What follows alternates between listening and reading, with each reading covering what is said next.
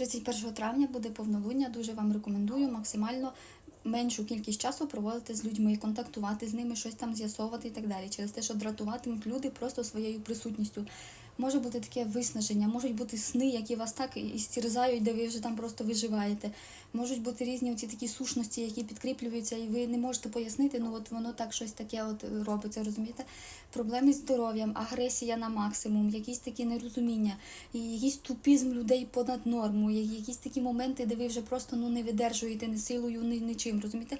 Це все є от ознаки того, що от воно так працює, розумієте? От воно так працює, коли на новолуння, на молодий місяць, воно навпаки наповнює, так от оживає, а комусь навпаки на новолуння гірше, ніж на повнолуння. Воно все залежить від самої людини, від її отих фаз, розумієте? І от основне це те, що коли вас от відчуваєте такий своєрідний шторм середини, то не спішіть з'ясовувати, виясняти, писати, доколупувати.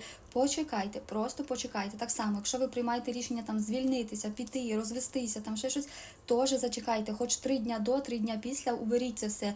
От вже десь там з середини червня можете ту питання піднімати, розумієте? Через те, що вони зараз на такому емоційному рівні будете діяти. Загострення хронічних хвороб, різні такі моменти, де от просто на рівному місці скандаль і все, розумієте? Жінкам взагалі заборонено от якісь там такі медичні процедури, які дуже так повпливають на ваше життя. Акуратно з цим. Почекайте трошки, пізніше зробите, коли воно все благоприятно буде, розумієте? Ви можете в то не вірити, але воно отак і працює, що потім ви наробите чудесов, а далі розхльобуєте це все.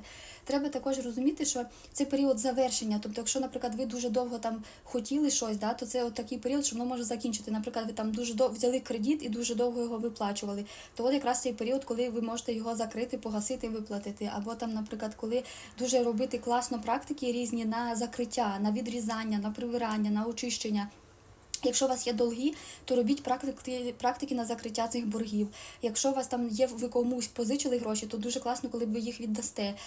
Там от, якщо так само ви там розійшлися своїм хлопцем чи чоловіком чи кимось, то класно робити практики на відрізання, щоб убрати його від себе. Або ж, наприклад, якщо ви дівчина, в якої немає хлопця, то поробіть практики відрізання на всіх з тих людей, з ким у вас є контакт. Або навіть якщо ви одружена жінка і у вас прекрасний чоловік і все класно, але він вас просто бісить, знову ж таки практику відрізання. Ви просто відключите його від своєї енергії, розумієте? Це непогано, через те, що якщо ви через трошки, ви можете назад це все підключити, розумієте? Але так от та людина, вона, так би сказати, не випиває вашу цю силу.